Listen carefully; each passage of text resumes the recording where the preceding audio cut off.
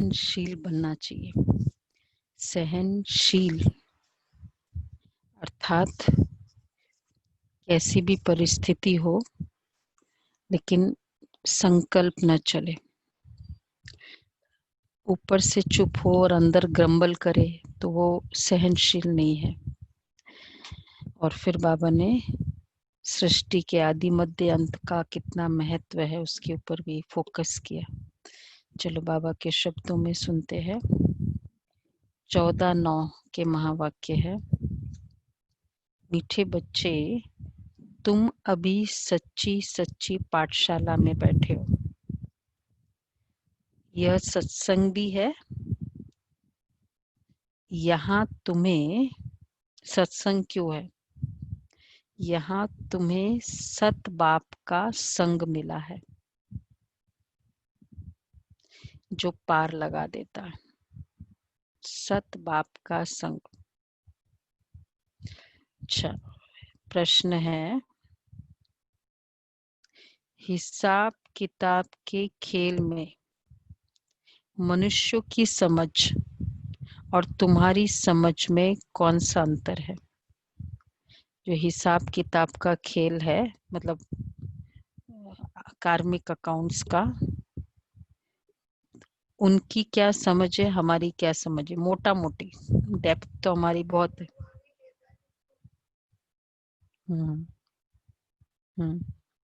Right. तो Rinku Ben ने कहा कि भगवान ही सुख दुख देता है, तो ये राइट आंसर है। पढ़ा तो नहीं? मनुष्य समझते हैं ये जो सुख दुख का खेल चलता है, ये दुख सुख सब परमात्मा ही देते हैं। और तुम बच्चे समझते हो यह हरेक के कर्मों के हिसाब का खेल है।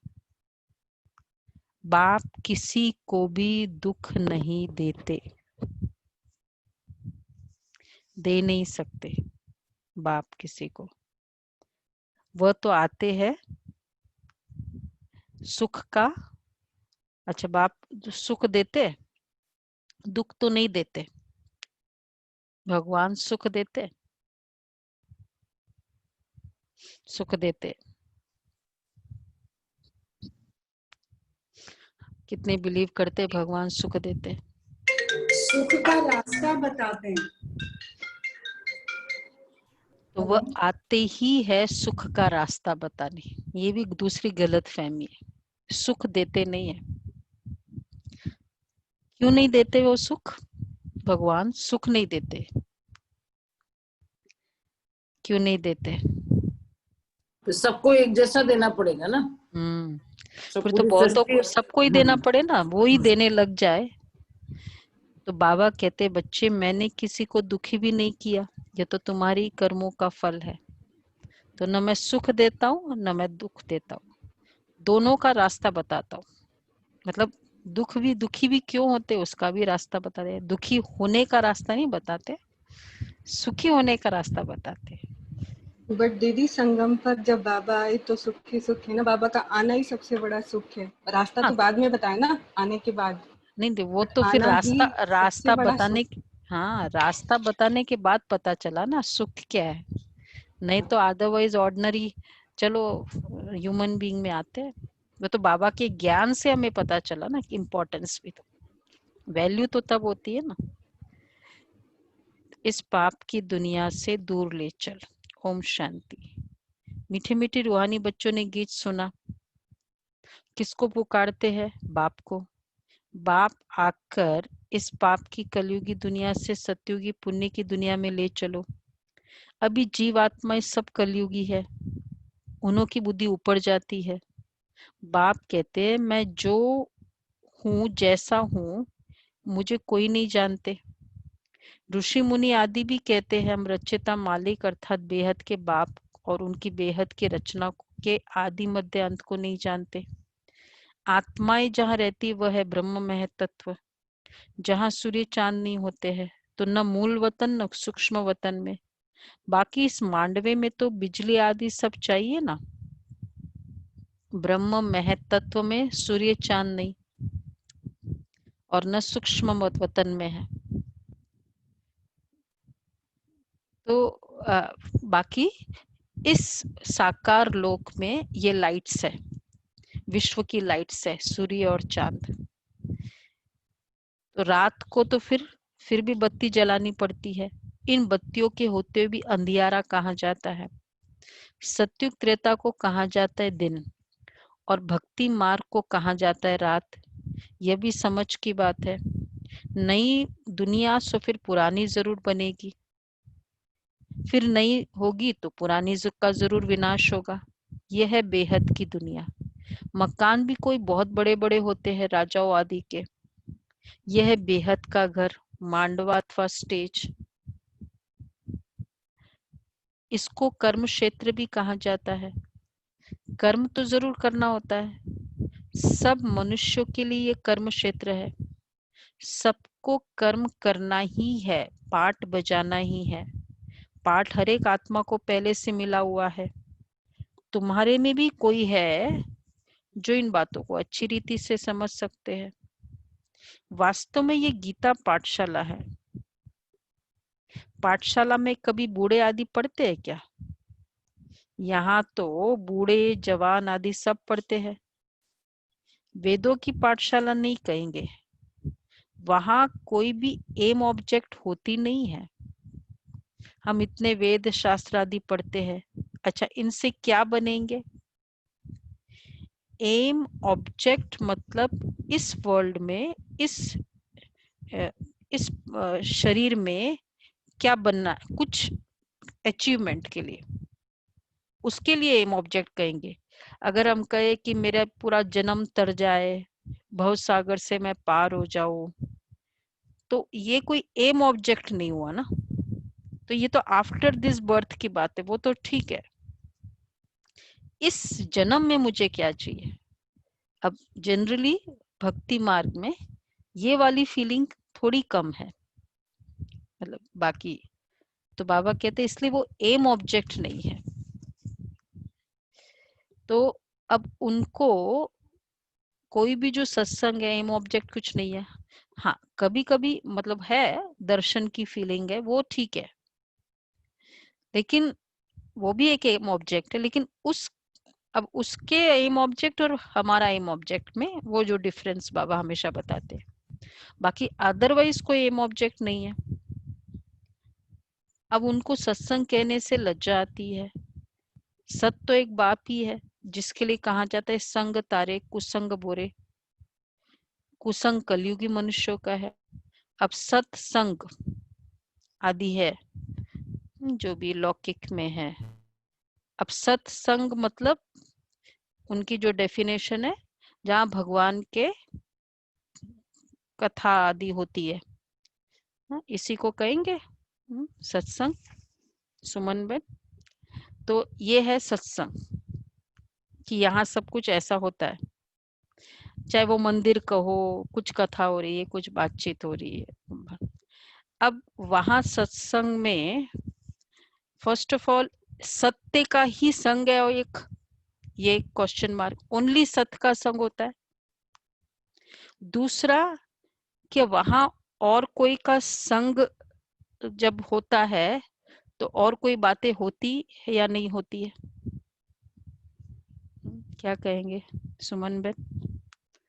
फर्स्ट ऑफ ऑल ओनली भगवान का संग, सत्य का संग, एक ये होना, उसको सत्संग कहेंगे। और एक संतों का संग बोलते हैं। संतों का संग हो या फिर और सारी बातें होती है, फिर और कोई संग नहीं होना चाहिए ना। तो अगर ये सब है तो फिर वो सत्संग के कैटेगरी में आएगा? नहीं आता है ना।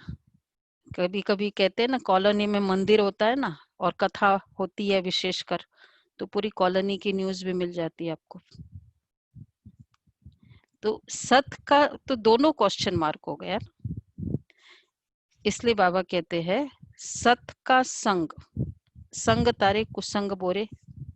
कुसंग कलयुगी मनुष्यों का है, सत्य तो एक बात ही है।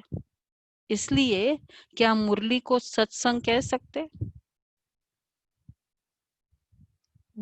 100% सत्संग है। ओनली शिव बाबा के महावाक्यों का संग, और कुछ नहीं। और रेफरेंस पॉइंट्स भी है तो सिर्फ बाबा के महावाक्य। तो ये इसलिए इसको सत्संग कहेंगे, सत का संग 100%। कुसंग कलयुगी मनुष्यों का है, सत का संग तो एक ही है। अभी तुमको वंडर लगता है सारे सृष्टि के आदि मध्य अंत का ज्ञान कैसे बाप देते हैं। तुमको तो खुशी होनी चाहिए, तुम सच्ची सच्ची पाठशाला में बैठे हो। बाकी सब है झूठी पाठशालाएं। उन सत्संगों आदि से कुछ भी बनकर निकलते नहीं। स्कूल कॉलेज आदि से फिर भी कुछ बनकर निकलते हैं क्योंकि पढ़ते हैं। बाकी कहाँ भी पढ़ाई नहीं है। सत्संग को पढ़ाई नहीं कहेंगे। शास्त्र आदि तो पढ़कर फिर दुकान खोल बैठते हैं, पैसा कमाते हैं। ग्रंथ थोड़ा सीख कर गुरुद्वारा खोल बैठ जाते हैं। गुरुद्वारे भी कितने खोलते हैं। गुरु का द्वार अर्थात घर कहेंगे ना, फाटक खुलता है, वहां जाकर शास्त्र आदि पढ़ते हैं। तुम्हारा गुरुद्वारा है, गुरु का द्वार हमारा है मुक्ति और जीवन मुक्ति धाम। सदगुरु द्वार, सदगुरु का नाम क्या है? अकाल मूर्त। सदगुरु को अकाल मूर्त कहते हैं। वह आकर मुक्ति जीवन मुक्ति का द्वार खोलते हैं। अकाल मूर्त है ना, जिसको काल भी खा नहीं सकता। आत्मा है ही बिंदी, उनको काल कैसे खाएगा? वह आत्मा तो शरीर छोड़कर भाग जाती है। मनुष्य समझते हैं, मनुष्य समझते थोड़ी है कि एक पुराना शरीर छोड़ फिर जाए दूसरा लेगी। इसमें रोने की बात, रोने की क्या दरकार है? उस आत्मा का तो वैसे भी फायदा ही हो रहा है एक्चुअली स्पीकिंग। अगर वो बीमार है नहीं, अदरवाइज भी एक आत्मा ने शरीर छोड़ा, उसके लिए दूसरा तो वैसे ही तैयार है, तभी तो वो शरीर छोड़ती है। वो तो लॉ है इटर्नल। और दूसरा अगर वो शरीर ऐसा वैसा है और उसके बाद छोड़ा फिर तो और ही अच्छा है। पुराने क्रैक घर से एक नया अच्छा घर मिले तो उस आत्मा के लिए बेनिफिट है या नहीं है? बेनिफिट है। तो फिर किस लिए रोना है? तो एक्चुअली रोना किस लिए होता है? जो दर्द होता है उसके लिए नहीं रो रहे हैं, अपने स्वार्थ के लिए। हमारी जो हमको जो प्रॉब्लम हुई उसके लिए रो रहे हैं। तो इसका मतलब क्या था? स्वार्थी था ना, प्यार भी कौन सा था? उसके फायदे के लिए तो फिर तो ठीक है। तो बाबा कहते हैं कि एक शरीर छोड़ दूसरा लेगी, फिर इसमें रोने की क्या दरकार है? मतलब ठीक है, इसमें बहुत नष्ट मोहा स्टेज चाहिए, नो डाउट, वो तो है ही, लेकिन लॉजिकली बाबा एक्सप्लेन करते हैं। तो बार बार कभी परिस्थिति में भी इस तरह की बातें हमें स्ट्रांग बनाती है। तो ये तुम जानते हो ड्रामा अनादि बना हुआ है। बाबा ने, कौन थी, हृदय पुष्पा दादी विडो हो गई थी, और उन दिनों की विडो चंद्रमणि दादी की सिस्टर, बेंगलोर के, जो हम लोगों ने सुना ना, बेंगलोर की पूरी स्थापना, साउथ की स्थापना जिन्होंने की, सेवाओं की स्थापना, तो विडो थी। और फिर पता चला कि यहाँ सत्संग हो रहा है तो उसको भेजा कि विडो मतलब 6 महीने तक वो माँ और बेटी दोनों कैद में होते हैं, उन दिनों की बात है। तो फिर बाबा के पास गए, पता है ना आपको सबको स्टोरी। और जैसे ही बाबा से मिले और फिर बाबा को बताया, कोई पड़ोसी ने बताया कि इनकी ये प्रॉब्लम है। बाबा ने ड्राइंग किया, एक पुतला दिखाया, ह्यूमन बॉडी, और एक मनुष्य का दिखाया। ड्राइंग करके बाबा कहते, अच्छा बताओ इस दोनों में क्या फर्क है?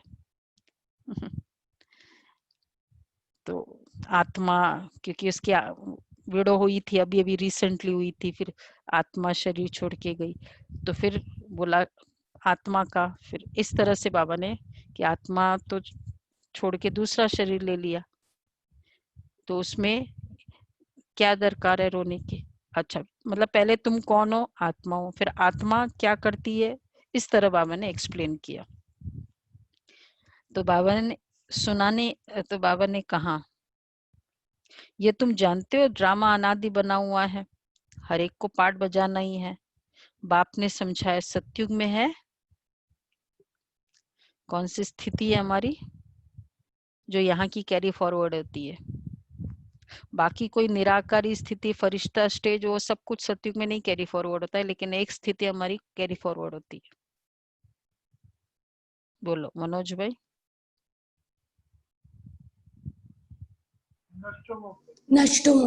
नष्ट मोहा स्थिति। तो मोह जीत की भी कहानी है ना, पंडित लोग सुनाते हैं, माताएं भी सुन सुनकर फिर ग्रंथ रख बैठ जाती है। कई बार सुनाया है ना मोहजित राजा की कहानी। मतलब चाहे वो जिसको भी खबर दी कि तुम्हारे ऐसा हुआ, तुम वो राज परिवार में भाई को खबर दी, बहन को खबर दी भाई के बारे में, तो वो माँ को खबर दी बेटे के बारे में, तो भी वो ठीक। राजा को खबर दी बेटे के, मतलब ऐसा कि किस तरह वो नष्ट मुआ थी पूरा। तो इसलिए उसको मोह जीत की, तो किसी को कुछ फर्क नहीं पड़ा बेटे की खबर सुन के शरीर छोड़ने की। पंडित लोग सुनाते, माताएं भी सुन सुनकर फिर ग्रंथ रख बैठ जाती है। बहुत मनुष्य जाकर सुनते हैं, उनको कहा जाता है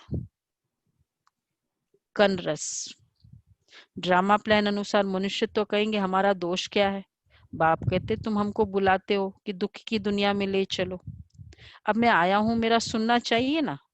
बाप बच्चों को बैठ समझाते हैं, अच्छी मत मिलती है तो वह लेनी चाहिए ना, तुम्हारा कोई दोष नहीं है। यह भी ड्रामा था। राम राज्य रावण राज्य का खेल बना हुआ है, खेल में कोई हार जाते हैं तो उनका दोष थोड़ी होता है। खेल है, कोई हारेगा कोई जीतेगा, जीत और हार होती है, इसमें लड़ाई की बात ही नहीं। तुमको बादशाही थी यह भी आगे तुमको मालूम नहीं था। अभी तुम समझते हो जो सर्विसेबल है, जिसका नाम बाला है। किसको याद कर रहे हैं आज बाबा? जो सर्विसेबल है जिसका नाम बाला है। दिल्ली में सबसे नामी ग्रामी समझाने वाला कौन है? तो झट नाम लेंगे जगदीश का। जगदीश भाई दिल्ली के, तुम्हारे लिए मैगजीन भी निकालते हैं, उसमें सब कुछ आ जाता है। जगदीश भाई की स्पेशलिटी, खैर बहुत सारी विशेषताएं है। प्रिंसिपल थे कॉलेज के, नहीं, इस बात में जो है, एक बार लेख लिखा समर्पित होने के बाद, लिखने में तो बहुत होशियार थे। तो बाबा को दिखाया, बाबा ने कहा मम्मा को दिखाओ। मम्मा को दिखाया, मम्मा ने कहा दीदी को दिखाओ। दीदी को दिखाया, दीदी ने फिर किसी और दादी का नाम रेफर किया, और फाइनली जब तक वापस जगदीश भाई के पास वो लेख आया तो कुछ और, इसमें करेक्शंस करके पूरा मीनिंग डिफरेंट हो गया था। बाबा ने फिर उनको कहा कि तुम जो लिखते हो वो राइट है। बाबा ने उनकी परीक्षा ली थी, कौन सी? सरलता की, मतलब सहनशीलता, कि इतना अच्छा लिख के भी बाबा ने क्या कहा, नहीं इनको बताओ। पर वो वरिष्ठ भाइयों की विशेषता, एक भी संकल्प नहीं आया कि बाबा ने, मतलब मुझे जो नॉलेज है प्रिंसिपल ऑफ द कॉलेज, इन दादियों को थोड़ी है, एक भी संकल्प नहीं आया। सरलता, तो ये परीक्षा उनकी सरलता की बाबा ने ली। फिर बाबा ने तब बाद में क्वालिफाई किया कि जो तुम लिखोगे वो ठीक है। तो झट नाम लेंगे जगदीश का। और दूसरा ये था, उनका प्रिंसिपल ऑफ द कॉलेज थे, तो डिसाइड किया, बाद में समर्पित हो गए। उसके इमीडिएटली बाद वो कॉलेज का वो होता है मार्च में लास्ट, तो वो बहुत अच्छा लिखते हैं कि क्योंकि कॉलेज के थे तो उसके बारे में उनको फिर बोला कि तुम बहुत अच्छा लिखते हो, तो अभी तुम रिटायर हुए तो आप थोड़ा इसके बारे में लिखो। जगदीश भाई ने जवाब दिया कि ये लेख अब भगवान को समर्पित हो गई है, अब इस लेख से कोई भी दुनियावी बातें हम लिखेंगे नहीं। इमीडिएट 1 मंथ के दौरान नहीं लिखा कॉलेज वालों की। तो बाबा कहते हैं तो सच अच्छा समझाने वाला कौन, नामी ग्रामी जगदीश का। तुम्हारे लिए मैगजीन भी निकालते हैं, उसमें सब प्रकार की बातें आ जाती है, अनेक प्रकार के पॉइंट्स लिखते हैं, ब्रजमोहन भी लिखते हैं। भाई साहब की भी लेखनी प्रसिद्ध थी ना पहले से, गीता के ऊपर लिखा था और बाबा को बताया था उन दिनों में। लिखना कोई मासी का घर थोड़ी है, जरूर विचार सागर मंथन करते हैं, अच्छी सर्विस करते हैं। प्यूरिटी बनती थी ऑलवेज श्री फोर्ट में, 3-4 दिन होता था जिसमें प्योरिटी बनती थी हमारी। भाई साहब आते थे और वो सब उनका पूरा टीम रहता था। तो मतलब इतने उनके आइडियाज होते थे प्योरिटी के लिए। ठीक है, लिखने वाले, लेख लिखने वाले होते थे बहनें सभी, उसको डिजाइन करने वाले, लेकिन आइडियाज सारे उनके होते थे। और वो एडिटोरियल आता था, आप लोगों ने देखा भी होगा, तो वो पूरे उनके क्रिएटिविटी थी। तो लिखना कोई मासी का घर थोड़ी है, जरूर बहुत विचार सागर मंथन करते, अच्छी सर्विस करते हैं। कितने लोग पढ़कर खुश होते हैं, बच्चों की भी रिफ्रेशमेंट को भी रिफ्रेशमेंट मिलती है। कोई कोई प्रदर्शनी में बहुत माथा मारते हैं, कोई कोई कर्म बंधन में फंसे हुए है, इसलिए इतना उठा नहीं सकते। यह भी कहेंगे ड्रामा, अबलाओं पर भी अत्याचार होने का ड्रामा में पार्ट है। ऐसा पार्ट क्यों बजाया, यह प्रश्न ही नहीं उठता। यह तो अनादि बना बनाया ड्रामा है, उनको कुछ कर थोड़ी सकते हैं। कोई कहते हमने गुनाह क्या किया जो ऐसा पार्ट रखा है, अबलाए है, कुछ ऐसे बंधन चलते हैं, तो कहते कि क्या गुनाह किया जो ऐसा पार्ट मिला। क्या बोलेंगे? कोई गुनाह, कोई सबका अपना अपना पार्ट है। तो बाबा कहते हैं अब गुनाह की तो बात ही नहीं है, यह तो पार्ट है। अबलाए पर अबलाए कोई तो निमित्त बनेगी, किसके लिए? जिन पर सितम होगा, ऐसे तो बनेगी ना कोई तो होगा ही। और क्योंकि हर आत्मा का भगवान के घर में जो भी रोल होता है वो एक्चुअली बहुत, क्या कहेंगे, लीला है, स्मरणीय है। क्योंकि ऐसी परिस्थिति में भी उनकी जो लगन थी, चाहे किस तरह के सितम हुए, क्या हुआ, हाँ, तो वो एक एग्जाम्पल बन गए ना। तो दादियों का जो भी मार, या अभी भी हमारे पास बाबा के ऐसे बांधेले बच्चे हैं, लेकिन क्या वो एग्जाम्पल बने, उनकी लगन क्या थी और वो लगन ने कितनों को चेंज किया। तो बाबा कहते हैं अबलाई कोई तो निमित्त बनेगी जिन पर सितम होंगे। ऐसे तो फिर सब कहेंगे हमको ये पाठ क्यों है। ऐसे बच्चे आते हैं Kumar, well to do family से, कोई कमी नहीं, इकलौते, लेकिन मुरली बाथरूम में जाके पढ़ना पड़ता था, घर में अलाउड नहीं।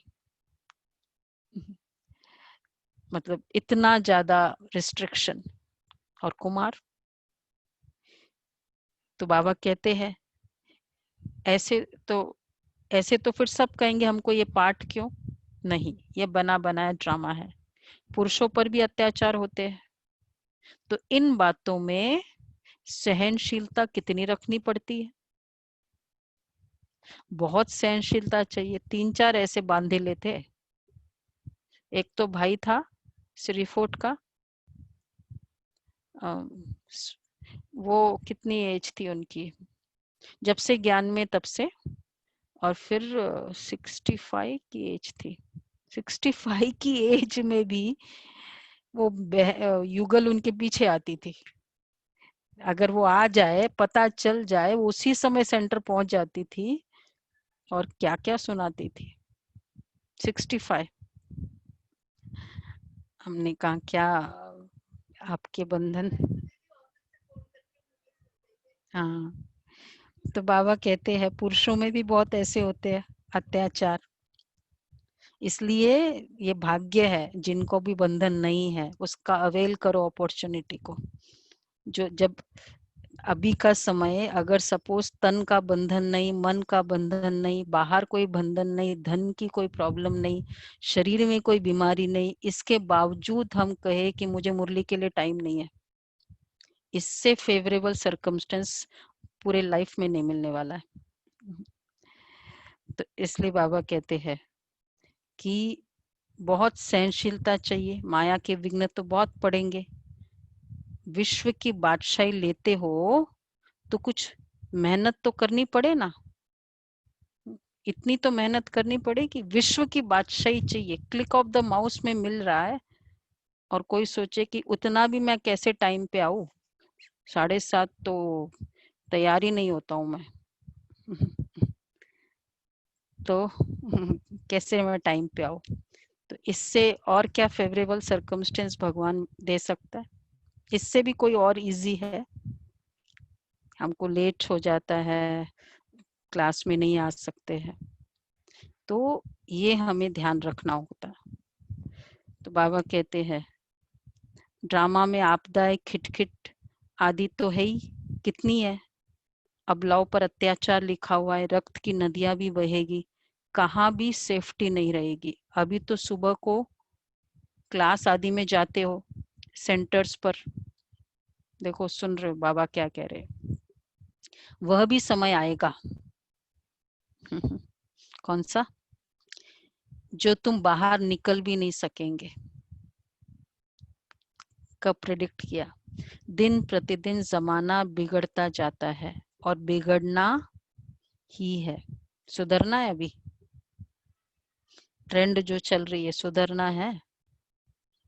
कौन सा ईयर हमें लगता है कि पहले वाले में इतनी प्रॉब्लम नहीं थी, ये वाले में ज्यादा है, पहले वाले में नहीं थी। हर साल हमके क्या लग रहा है, अप ट्रेंड लग रहा है ना सिचुएशंस के अकॉर्डिंग। तो इसका मतलब अभी मुझे समय नहीं है, तो फिर क्या बाद में मिलेगा। इसलिए बाबा कहते हैं, हमारे पास जॉइंट सेक्रेटरी आते थे, बाबा की बहुत उसको प्यार बहुत था ज्ञान से वो, लेकिन वही होता है जो सामने मिनिस्ट्री थी, आते थे। तो हम यही उनको बताते थे कि आज जॉइंट सेक्रेटरी आपको टाइम नहीं है, कल आप एडिशनल बन जाओगे, फिर टाइम होगा, फिर तो और टाइम नहीं मिलेगा, और फिर बाद में सेक्रेटरी बनोगे। तो दिन प्रतिदिन जमाना बिगड़ता जाता है, दुख के दिन बहुत जोर से आएंगे। बीमारी आदि में दुख होता है तो फिर भगवान को याद करते हैं, पुकारते हैं, अभी तुमको मालूम है बाकी थोड़े दिन है, फिर हम अपने शांति धाम सुख धाम जरूर आएंगे।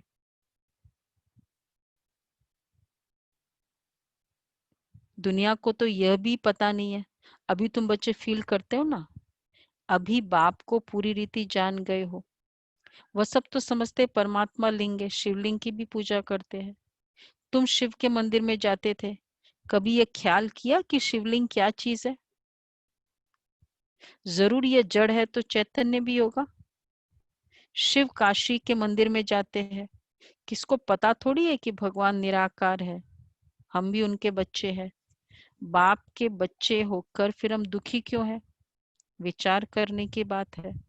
आत्मा कहते हैं हम परमात्मा की संतान है, अच्छा फिर हम दुखी क्यों है। भगवान के बच्चे अगर कहते हैं, जो बिलीफ है, तो फिर दुखी क्यों है? बाप तो है ही सुख देने वाला, बुलाते भी है भगवान हमारे दुख मिटाओ। वह कैसे मिटाए? दुख सुख यह तो सब अपने कर्मों का हिसाब है। मनुष्य समझते हैं सुख का एवजा सुख, दुख का एवजा दुख परमात्मा ही देते हैं, भगवान ही देते हैं। क्योंकि पहले तो कोई भी प्रॉब्लम आएगी तो पहले पिन पॉइंट करेंगे किसी किसी को, बिकॉज आपके कारण ऐसा, आपके कारण। और जब कोई नहीं मिलेगा फिर क्या करेंगे? ऊपर गया बचा कुचा फिर तुमने किया होगा। कि किसी को तो ब्लेम करना ही है ना। तो और बाबा कितना बड़ा डिस्क्लोजर और एक्चुअली कितनी बड़ी हकीकत बाबा ने हमको बताया कि फाइनली कुछ भी हुआ, you and you are only responsible. तो कितना टाइम बच गया और संकल्प बच गए ब्लेम करने में। तो बाबा कहते हैं उन पर रख देते हैं कि भगवान दुख देता है। बाप कहते मैं कभी दुख नहीं देता हूं, मैं तो आधा कल्प के लिए सुख देकर जाता हूं। यह फिर दुख सुख का खेल है। सिर्फ सुख का ही खेल होता, अब जस्ट इमेजिन क्यों भगवान ने ये दुख और सुख रचे। सिर्फ सुख का खेल होता सत्युग त्रेता, तो फिर क्या प्रॉब्लम होती? बाबा आते ही नहीं। बाबा नहीं आते, हाँ। और भी कुछ प्रॉब्लम होती? सृष्टि चक्कर ही ना चलता, चक्कर नहीं चलते, उस सुख की भी वैल्यू नहीं होती, उसकी वैल्यू नहीं होती। वैल्यू नहीं होती। ड्रामा इंटरेस्टिंग नहीं होता। हाँ भाई, इंटरवल बस खाली अच्छा अच्छा हो, वो फिल्म कौन देखने जाएगा? मसाला मिर्ची नहीं, कुछ कोई क्या बोलते हैं उसको, mother in law daughter in law का कोई कुछ वो प्रॉब्लम ही नहीं, कोई इधर उधर कानाफूसी नहीं, कुछ भी नहीं हुआ, तो वो क्या ड्रामा होगा? तो हर चीज का अपना इम्पोर्टेंस है। तो बाबा कहते सुख दुख का खेल है। तो बाप कहते हैं यह फिर सुख दुख का खेल है। सिर्फ सुख का ही खेल होता फिर तो ये भक्ति आदि कुछ ना हो। फिर तो अगर सत्युग त्रेता होता तो फिर ये सब धर्म पिता कैसे आते? उनके अपना रोल कैसे सेटिस्फाई होता? मतलब जो भी उनको करना है। बाप कहते तुम बच्चे कितने भाग्यशाली हो, कुछ भक्ति आदि ना हो, भगवान से मिलने के लिए ये भक्ति आदि सब करते हैं ना। अब बाप बैठ सारा समाचार सुनाते। तो देखो इसके कारण भी परमात्मा का रोल किस समय होना चाहिए? सुख दुख का खेल चल रहा है तो मतलब दुख इंपॉर्टेंट हो गया, इसका मतलब भक्ति आदि इंपॉर्टेंट हो गई। तो परमात्मा का रोल कब होगा? अंत में, अति में, जब अति में जाएगा तब। क्योंकि पहले सब कोई ट्राई कर लेंगे संसार को ठीक करने के लिए, ये धर्म पिता ये सब आ जाएंगे। हीरो कब आता है? लास्ट में आता है। इसलिए ताकि सबको मौका मिले ना, क्योंकि वो आने के बाद तो फिर तो सब फीके होने ही वाले हैं। तो भगवान भी लास्ट में आता है। तो उन ऋषि मुनियों आदि का कितना नाम है? तुम हो राज ऋषि, वह है हठयोग ऋषि। ऋषि अर्थात पवित्र। तुम स्वर्ग के राजा बनते हो तो पवित्र जरूर बनना पड़े। सत्युग त्रेता में जिनका राज्य था उनका ही फिर होगा, बाकी सब पीछे आएंगे। तुम अभी कहते हो हम श्रीमत पर अपना राज्य स्थापन कर रहे हैं। पुरानी दुनिया का विनाश होने में समय भी लगेगा ना। सत्युग आना है, कलयुग जाना है। कितनी बड़ी दुनिया है, एक एक शहर मनुष्यों से कितना भरा हुआ है। धनवान आदमी दुनिया का चक्र लगाते हैं, परंतु यहाँ सारी दुनिया को कोई देख न सके। हाँ सत्युग में देख सकते, क्योंकि सत्युग में है ही एक राज्य, इतने थोड़े राजा होंगे। यहाँ तो देखो कितनी बड़ी दुनिया है, इतनी बड़ी दुनिया का चक्र कौन लगाए। वहां तुमको समुद्र में जाने का ही नहीं है। वहां सीलोन बर्मा आदि होंगे, श्रीलंका बर्मा, वहां सतयुग में होंगे कोई? सतयुग में बाबा कहते नहीं, कुछ भी नहीं। ये कराची,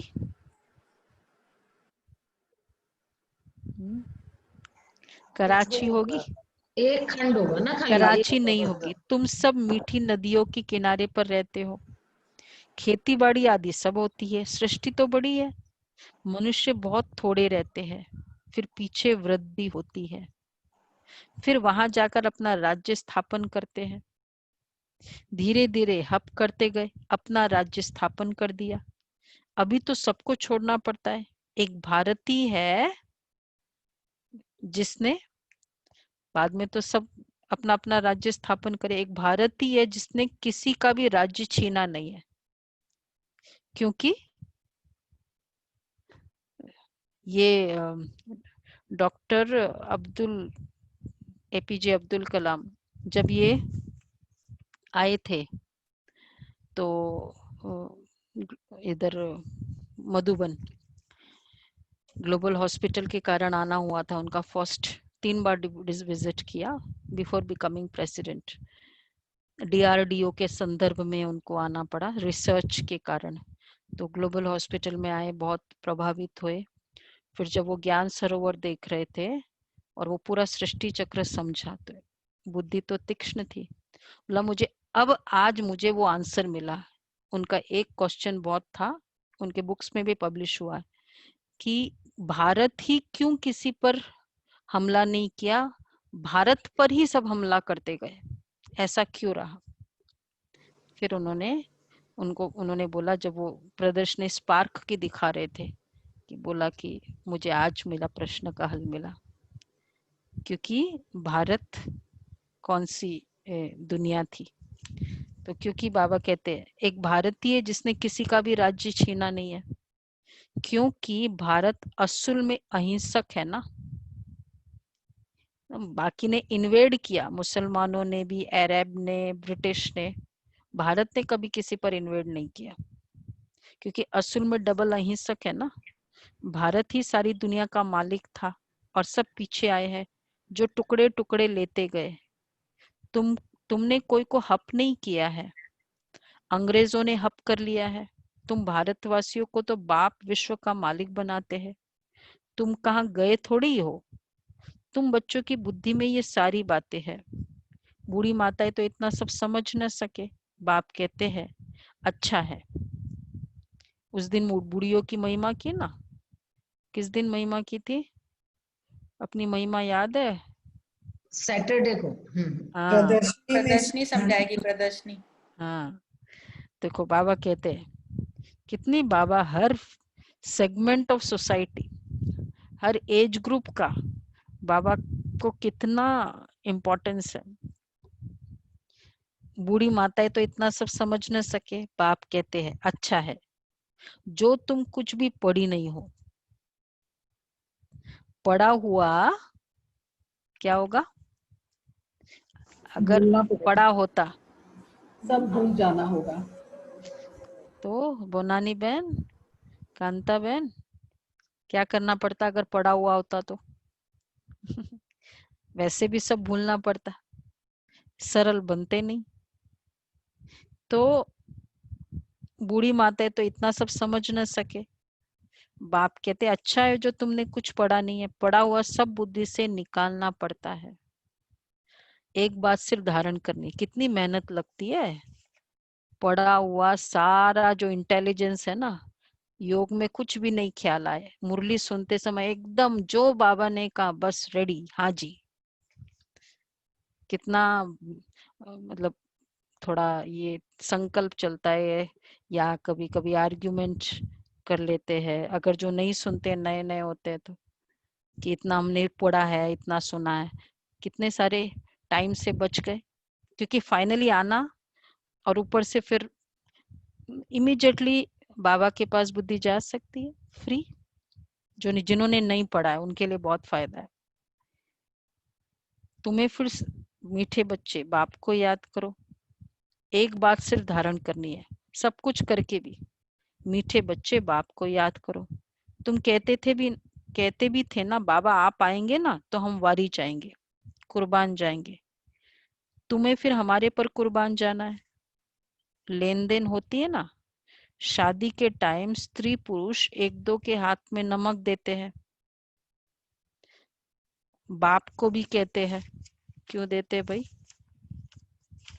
बाबा को सारे रस्म रिवाज भी पता है। ये हम लोगों में नहीं होता है, पता नहीं कौन से उसमें कम्युनिटी में। बाप को भी कहते हैं। हम पुराना सब कुछ नमक देना, देखो जिसको नहीं पता है, हम पुराना सब कुछ आपको देते हैं। एक्सचेंज है, मरना तो है, ये सब खत्म होना है, आप हमको फिर नई दुनिया में देना। बाप आते ये सबको ले जाने। काल है ना, सिंध में कहते थे ये कौन सा काल है जो सबको भगा कर ले जाते हैं।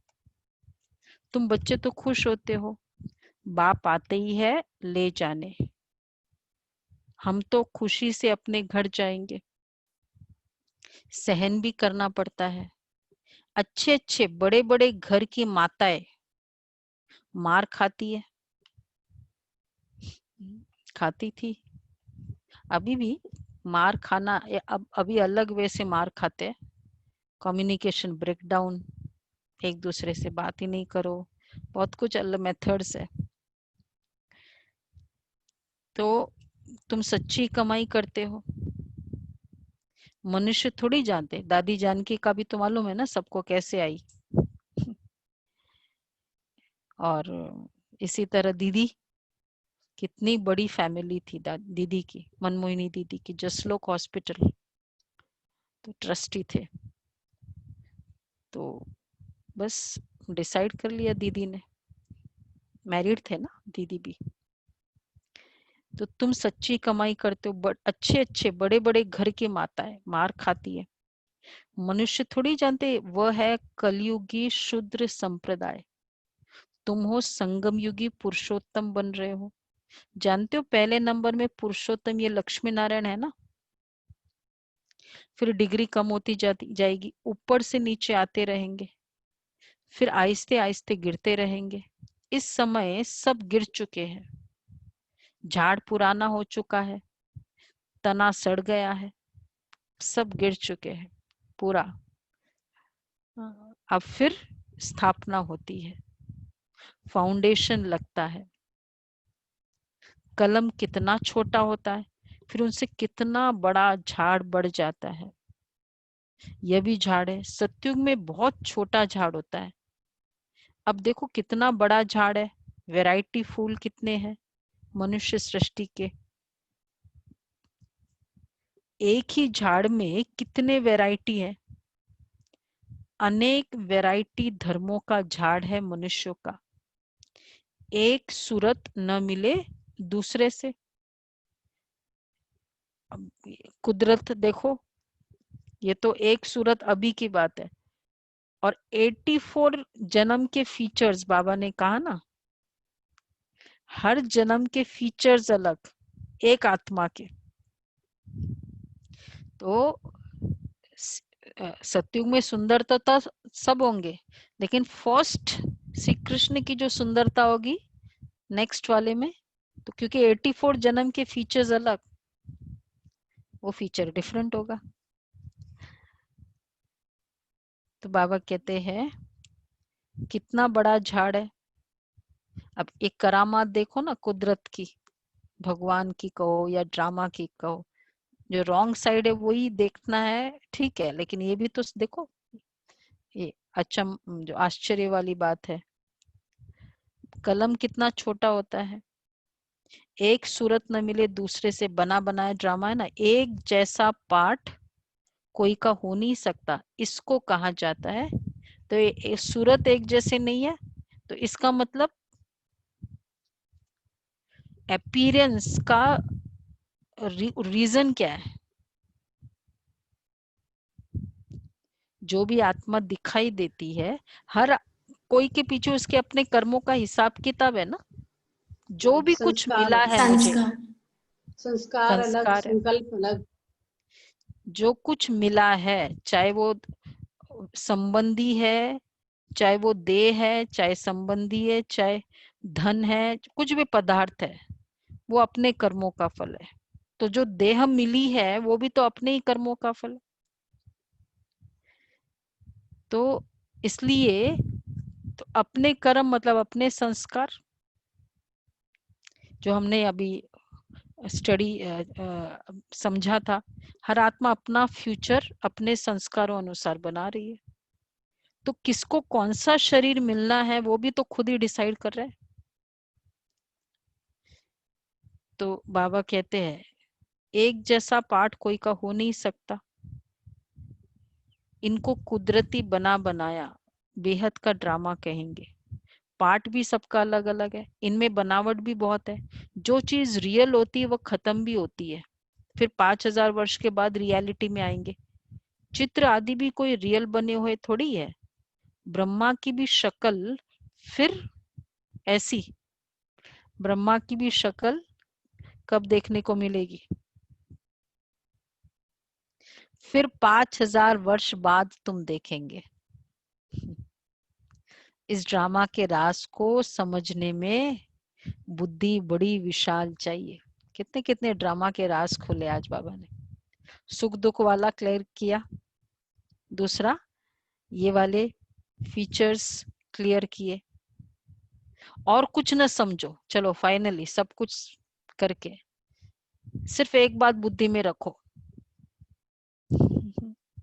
ये सब कुछ करके करना क्या है? एक बात बुद्धि में रखो, क्या करना है सरोज माता? एक शिव बाबा, दूसरा न कोई, बस इजी। ये आत्मा ने कहा बाबा हम आपको याद करेंगे, ये तो सहज है ना। हाथों से कर्म करते रहो और बुद्धि से बाप को याद करते रहो। अच्छा मीठे मीठे सिक्किलदे बच्चों प्रति माता पिता बाप दादा का याद प्यार। Good morning. रूहानी बाप की, रूहानी बाप की, रूहानी बच्चों को नमस्ते। नमस्ते। रूहानी हम बच्चों हम की, रूहानी बच्चों बाप की दादा को रूहानी बाप दादा रूहानी को बच्चों याद प्यार याद, नमस्ते, good good morning. Morning. Thank you Baba, thank you so much. Okay चलो थैंक यू बाबा को। कितनी बार कितनी वैरायटी पॉइंट सुनाई। धारणा के लिए सार है, सहनशीलता का गुण धारण कर माया के विघ्नों में पास होना है। सहनशीलता का गुण धारण कर माया के विघ्नों में पास होना है। अनेक आपदाएं आएगी, अत्याचार होंगे, ऐसे समय पर सहन करते बाप की याद में रहना है। सच्ची कमाई करनी है, सच्ची कमाई करनी है। दूसरा है विशाल बुद्धि बन। इस बने बनाए ड्रामा को अच्छी रीति समझना है, ये पूरे ड्रामा को अच्छी रीति समझना है। ये कुदरती ड्रामा बना हुआ है, इसलिए प्रश्न उठ नहीं सकता। बाप जो अच्छी मत देते हैं उस पर चलते रहना है। बाप जो अच्छी मत देते उस पर चलते रहना है। वरदान है, बाप समान वरदानी बन, हर एक के दिल को आराम देने वाले मास्टर दिलाराम भव। बाप समान वरदानी बन, हर एक के दिल को आराम देने वाले मास्टर दिलाराम भव। जो बाप समान वरदानी मूर्त बच्चे हैं, वह कभी किसी की कमजोरी को नहीं देखते। वह सबके ऊपर रहमदिल होते हैं। जैसे बाप किसी की कमजोरियां दिल पर नहीं रखते हैं, ऐसे वरदानी बच्चे भी किसी की कमजोरी दिल में धारण नहीं करते हैं। वे हरेक के दिल को आराम देने वाले मास्टर दिलाराम होते हैं। इसलिए साथी हो या प्रजा, सभी उनका गुणगान करते हैं। सभी के अंदर से यही आशीर्वाद निकलती है कि यह हमारे सदा स्नेही है, सहयोगी है। ये वाली आशीर्वाद निकले, किसी की कमजोरी को दिल पर न रखे, क्योंकि जो दिल पर रखेगा वो वृत्ति में जाएगा, जो वृत्ति में जाएगा वो दृष्टि में जाएगा, वो शब्दों में जाएगा। राजू भाई का ही मैंने सुना, एक बार दादी, बड़ी दादी, कोई भाई, दादी कहती है ना मेरा पेपर हॉल है, तो कोई भाई आया दादी के पास, सब मधुबन में सब डिपार्टमेंट के हेड्स तो भाई है, और बहुत आके कुछ बोला दादी को, ये वो कंटिन्यूस जोर जोर से। वो राजू भाई बाहर बैठे थे, सुन रहे थे सब कुछ। सोचा कि मतलब इतना जोर जोर से दादी को बोल रहा है, और दादी तो वैसे भी कुछ नहीं कहेगी, बोल के फिर बाद में अंदर जाना तो ठीक नहीं होता है, कोई बोल रहा हो तो जैसे वो बाहर निकला, बाहर फिर वो अंदर गए दादी को, फिर दादी एकदम जैसे कुछ भी नहीं हुआ, एकदम ओपन और क्लीन और अच्छे से बात की। फिर दादी को बहुत पूछने की कोशिश की, दादी ऐसे वैसे ना, दादी ने कहा कोई बात होता है, बड़ा संगठन है ना, हो जाता है। मतलब कौन सी शक्ति कहेंगे इसको? सहन शक्ति और समाने की शक्ति। समाने की शक्ति। तो ये है समाने की शक्ति। उसको मतलब फिर उस नेक्स्ट सीन ऑफ ड्रामा में भी रिपीट नहीं करना है, ठीक है? अब देखना आज चार्ट में ऐसा पॉइंट आने वाला है। तो ये इसको तब कहेंगे हमारे स्नेही सहयोगी, इसको कहेंगे। स्लोगन है, संगम युग पर श्रेष्ठ आत्मा वह है जो सदा बेफिक्र बादशाह है। संगम युग पर श्रेष्ठ आत्मा वह है जो सदा बेफिक्र बादशाह है।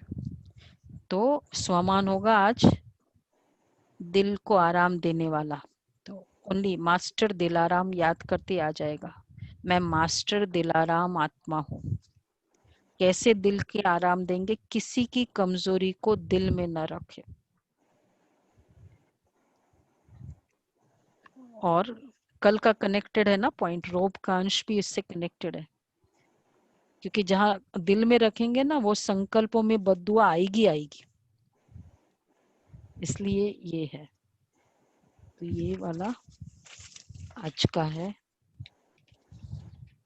आज का चार्ट भी बड़ा है और लेकिन वर्थ है, सभी देख के जाए। आज का अव्यक्त इशारा है, कौन सा नंबर है? 5th है ना, 6th है, 5th होगा शायद। आप ठीक है। बाप दादा हर एक दिव्य जन्मधारी ब्राह्मण आत्माओं के भाग्य का सितारा चमकता हुआ देख हर्षित होते हैं और सदा यही गीत गाते रहते हैं, वाह हीरे तुल्य जीवन वाले ब्राह्मण बच्चे वाह। इस जन्म की तुलना और जन्मों से कर नहीं सकते। इस दिव्य जन्म का बंधन नहीं, संबंध है। कर्म बंधनी जन्म नहीं, यह कर्मयोगी जन्म है। इस अलौकिक दिव्य जन्म में ब्राह्मण आत्मा स्वतंत्र है, न कि परतंत्र। जब मेरे को तेरे में लाते हो तब परतंत्र होते हैं। जब तेरे को मेरे में लाते हो तब परतंत्र होते हो। तो दिव्य जन्म है तो कर्म बंधन ही नहीं है, कर्म संबंध वाला जन्म। ठीक है, ओके। ओम शांति। कितने रतन बाबा ने दिए, मिले ना सबको रतन। रोज हम लोग रत्नों का सौदा करते हैं सुबह सुबह, इसलिए बहुत धनवान बन जाते हैं। चले, 2 दिन के स्कोर है, 1 दिन का स्कोर है। आज का एफर्ट भी इम्पोर्टेंट है, सभी देखकर जाएंगे।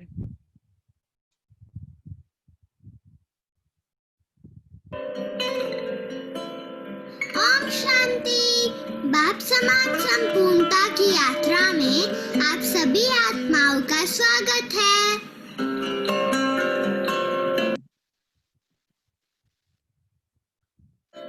Let's see our scores.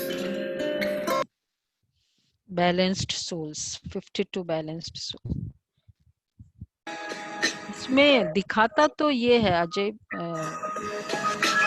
455 बताता है। ठीक है, करो, वापस करो इसको। वो 92%, वंडरफुल, बड़ा हाई मार्क्स है। सबसे लोएस्ट है याद का अभ्यास और संतुलन, बैलेंसिंग में। अच्छा,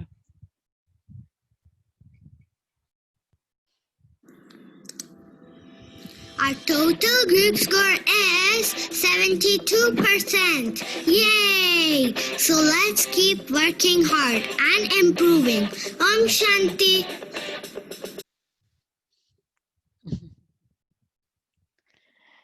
चलो 70s में ही हम बैठे हैं, थोड़ा और भी आगे जाना है। स्टार्ट करते हैं। आज का थोड़ा लंबा चार्ट है क्योंकि 2 दिन का वो पॉइंट भी है, स्वमान और इसका मुरली के पॉइंट। स्टार्ट करें। सबसे पहले है गॉडली स्टूडेंट लाइफ में कौन सा बचा है अभी? संपर्क द्वारा सेवा। सेवा का सब्जेक्ट चल रहा है, संपर्क द्वारा सेवा। अब देखो उसमें ये बात है कि उनकी सेवा की फीलिंग ये तो है कि हम वो बाबा का बच्चा बन जाए और उनको कोई न कोई वे से बाबा के कार्य में मददगार बनाना। ये भी एक, ऐसे नहीं बनते, बाबा कहते ना सहयोगी बनाओ। सहयोगी बनने, पहले संपर्क वालों को सहयोगी बनाओ, सहयोगी से सहजयोगी बनेंगे, सहजयोगी से योगी बनेंगे। तो ये भी एक अच्छा एम है कि उनको जो भी उनकी स्पेशलिटी है उनसे उनको मददगार बनाओ। तो उसके क्वेश्चंस है, चाहे उनके रिस्पॉन्स कैसे भी आते हैं। मतलब कई बार हम सोचते एक बार बोल दिया ना, अब मैं नहीं बोलूंगी। मतलब ऐसा नहीं कि बोलना ही है, एम रखे कि कैसे उनको स्वीटली इन्फॉर्म करते रहना है, गिव अप नहीं करना है। चाहे और कुछ नहीं, हम शब्दों से नहीं कह सकते, कर्मों से हम करें, लेकिन संकल्प रहे संपर्क वालों की सेवा करना है। इसकी मैं आपको कल बताऊंगी, एक प्रोग्राम रख रहे हैं हम कल, लेकिन बताएंगे उसका। तो एक तो ये है स्वमान का अभ्यास, मैं आदि देव आदि रतन हूँ, ये फीलिंग, ये सैटरडे का स्वमान था। और संडे का कल था रोप का अंश। तो ये स्वमान में इस तरह से क्वेश्चंस थोड़ा डिफरेंट वे से डिजाइन किया है। क्वेश्चंस को अच्छी तरह से पढ़कर आंसर देना होता है। तो एक तो सूक्ष्म रोब, ये ज्ञान ऐसा कहता है क्या, ये क्यों हुआ, कल का था ना बाबा का, ज्ञान में इस तरह होता है क्या, हमने तो देखा नहीं किसी को, और फिर ये भी ये कर्मों का फल भोगत रहे हैं, करेंगे तो भरेंगे। कई बार ये संकल्प अगर ये संकल्प आया इतना सा भी इन लोग ने किया है ना, इनको मिलेगा, ये भी रोप का अंश है। कभी कभी रोप का अंश तो कभी कभी बहुत आगे भी बढ़ता है। अरे इन लोग तो मौज कर रहे, इतना दर्द देकर, वो भी हमें तकलीफ देती है।